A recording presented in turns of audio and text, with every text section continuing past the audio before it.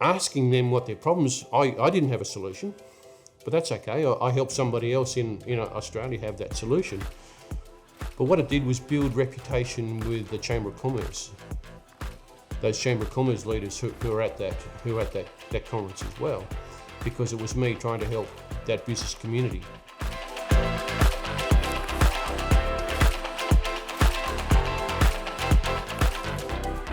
Coming from Tasmania, Australia, I travelled to the States, and it could be 30 hours travel. So I've travelled 30 hours, come into a room of 5,000 people at a conference, and now what do?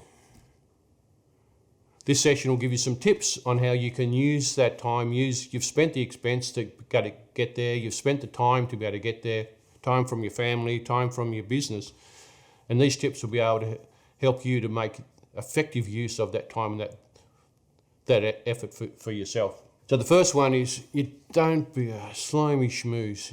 You've been to conferences and you see these little people going around and they've got their business cards in their hand and they're giving out business cards to everybody.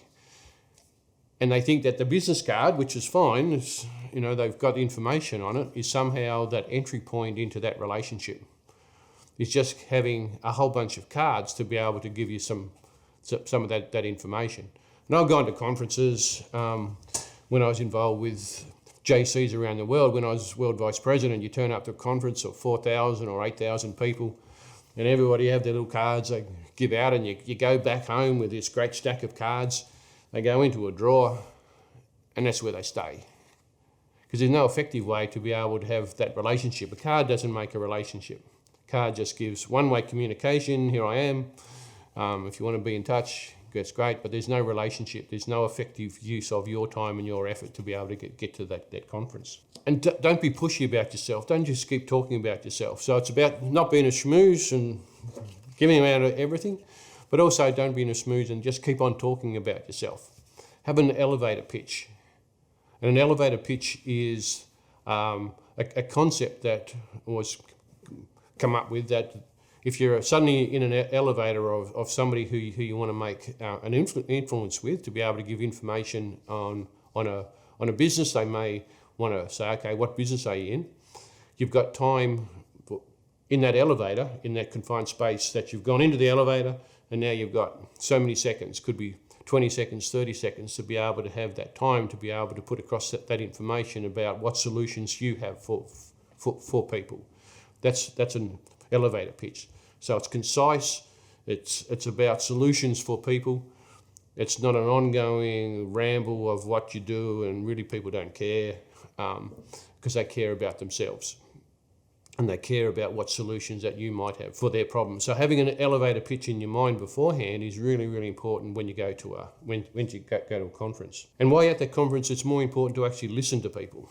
Ask them questions about themselves. Makes them feel good that you're interested in them as well. What problems that they may have. Just as an example on this, I went to an APEC conference. So an APEC is the Asia Pacific Economic Council that meets every 2 years in the Asia Pacific area. So that's all the countries in the Asia Pacific area come together. It's the business leaders who drive it. Political people come together, but they really don't drive it. It's the business people coming together but behind it. So at this conference was in the Philippines. We came together. I was the only person from Australia at that junior level who came together. So we're sitting around in a forum, and people came up to me with some of their problems, and it was really interesting because there were things which I'm just not my business. And one was just fascinating. They came up and it seems there's a problem with airports in the world of the build-up of residue from tyres when the planes land. So when they put their brakes on, it seems that this rubber build-up over time is a problem. Who would have thought? And they were after solutions for airports in the Philippines on this build-up of rubber. Something I had no knowledge of, and certainly no solutions to be able to help them. But knowing what their problems were, I was able to put them in touch with people in Australia who could help them and make that happen. So asking them what their problems, I didn't have a solution, But that's okay. I helped somebody else in Australia have that solution. But what it did was build reputation with the Chamber of Commerce, those Chamber of Commerce leaders who are at that conference as well, because it was me trying to help that business community, and then I was able to take advantage of that for other things in the future. So it's listening to people, but in a way that's interested, understanding what their problems are, and it's really helping other tribe members in your community to make that happen. Another great tip I found is you've got to really stand out being something different. So it's about having gifts, and the concept of 1G, the concept of making a friend before you're doing business, is part of that is actually giving gifts. So coming from Australia, it's quite easy. We have these little gifts. Here's a little kangaroo or a little koala, and I normally wear one. Or if you've got those lanyards with a little name on it, you can pop them on there, and then I actually give them to people. And when you only wear one and you give them to people, and it feels like that, they're absolutely special because you've got your little gift that you've got, and you've now passed that on. And it gives you a talking point, gives that little gift. They actually wear it and they walk around. People talk to them and say, "Where'd you get your gift from?" And they say, "Oh, that bloke over there, he's got to." And then they come over and you're actually wearing another one because you've got another gift to be able to give to someone else. But it makes you stand out as being something different, being something that talking point to be able to get that across. I do use a card because when you go back home, people sort of forget who they've talked to, and they might be really interested in your solution. But there's nothing to be able to give them information on where you are. So there's a couple of things about your card. One is put a face on it, and that's really important, especially in the Asia Pacific area, because the face is really important to get that point of difference across from people, because people can remember faces more than they can remember information. They remember stories with faces, but specific web pages or those sorts of things is just really too hard, or business names is just really too hard because there's nothing to relate to. Use the back of your card. Back of your card's information about your business, information about your web pages and your funnels.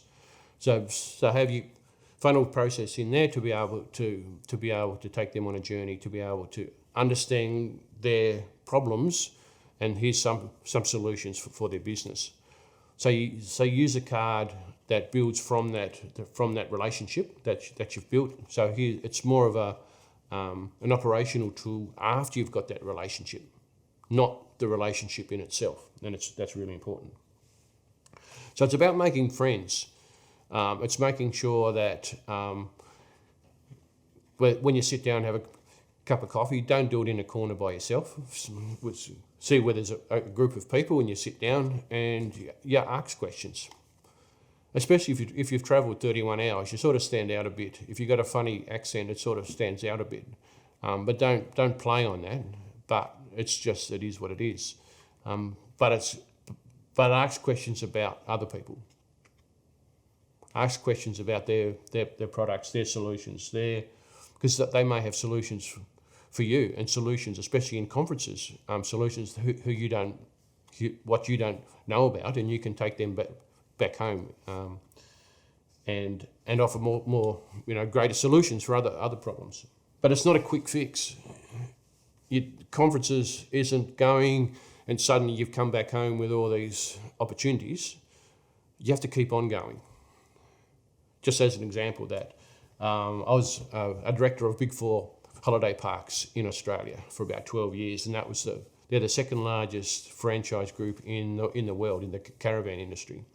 And for a long time, we had a relationship with Campgrounds of America, KOA. But I'm sitting here on the board, and I hear all about this relationship, this great relationship that we have, but I don't see anything happening. I don't see any benefit for us or for them, or how we can help our club card members or the people who stay with our parks any more than what we're actually doing. So I said, okay, I'll go across to their conference. So this was a way that suddenly I could understand what they're about. So I went to their conference. They had about probably 1,000 to 2,000 people there. Because Campgrounds of America, they're the largest franchise in the world in the caravan industry. And when I went there, it was a fantastic time, because at this conference, they actually increased, in their words, they grew their business from 750 parks to 500. And I'm thinking, well, what are they talking about? 750 to 500. But they actually got rid of or in Australia we call them daggy parks, or the parks that weren't building their reputation. Got rid of all the poor parks, focused on the best parks, and whole ream of things to be able to take them forward. And just blew my mind. So I came back. At the time I had 7 caravan parks around Tasmania, and I ordered 300 yellow t-shirts, because they went to this concept of yellow, because black on yellow was a way that they could their signage could stand out on the highway as people came along, and it grew their reputation as being something different. And I grabbed all this information from them to be able to make changes in my business. But in talking with them, talking with the park operators, talking with the management of KOA, I was able to help them as well. And at the time, their business was all about motorhomes, and they made big campers, drive campers. And that was 90% of their business, was this drive camper market. And I showed them that in Australia, our major market was roofed accommodation. That was self-contained cabins. And they're all self-contained, got the showers and toilets and little kitchens. And that was a major way that we could actually build not just build revenue, but build wealth over time. So they all listened as well. And my business at the time was Cozy Cabins. So in Australia, we have Cozy, COSY. That was fine as a business. And after being there 3 or 4 years, one of the things I noticed was that KOA now had Cozy Cabins, COZY. So they've used my concepts to be able to build different opportunities with their parks right across the US. And that was over $100 million worth of value, which I was able to help them with, just sharing that knowledge, where I gained some information, I gained some reputation from them, but also I was able to share with them some of the things which I did, which was different, and I was able to help them as well. So suddenly we've got these friends all around the world that we could share ideas, and it's all about listening and talking and making friends and building that reputation. Having these little things, like your little gifts. Another one that I take to many conferences, little boomerangs, and you think, what is boomerang? What's that got to do with building tribes and building reputation? And one of the unique things in the world with a boomerang is if you throw it correctly, it comes back to you. And that's core to the culture of business tribes. That by helping people, giving them information, showing them how to implement that information, the goodwill comes back to you. That by understanding what your problems are, respecting your problems, creating that respect that you have issues, and that trusting that I have solutions for you, that whole process will come back to you. And you as an advocate will tell your friends. That's the core of what can happen at a conference.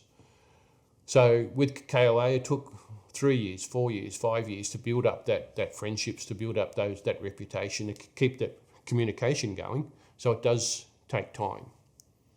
Just going to one conference suddenly is not going to make you the world leader of anything. It'll give you some contacts and give you some information to be able to share with, but it's not a quick fix. And that's an important part. So going to a conference is having an understanding why you're there, listen, having that confidence to be able to share with your information, stand out in that reputation, and to understand that it's not a quick fix, that it's a long-term relationship, and that's a place where you can build relationship of people who want to build relationships. It's just not a football match. It's a place where people do want to come together, want to build reputation, make some friends, and do business together. And that's how you can use conferences and business networking. I hope you really enjoyed this video, and if you want a deeper dive where I share some more information on how you can implement business tribes in your business or organisation, grab the link below at businesstribes.com.